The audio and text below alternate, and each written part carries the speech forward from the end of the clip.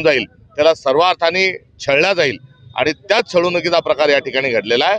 मात्र आजच्या या घटनेच्या अनुषंगानं कारवाई तर आम्ही करणारच आहोत, मात्र ज्यांनी हे कृत्य केलं त्यांच्याबद्दल दया व्यक्त करतो।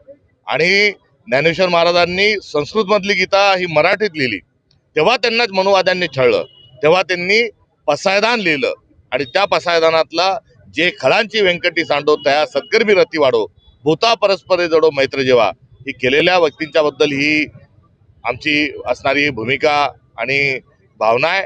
आणि या अनुषंगानं आज मामा पगार यांचा आम्ही त्यांच्या पाठराखण करत असताना त्यांचा सत्कारही केलेला आहे। महात्मा गांधींच्या विचाराची जी टोपी आहे ही त्यांच्या डोक्यावर आम्ही घालत असताना त्यांना आपली जो लिगसी आहे, आपला जो वारसा आहे काँग्रेसचा, हा त्या ठिकाणी त्या माध्यमातून आम्ही अभिव्यक्त केला।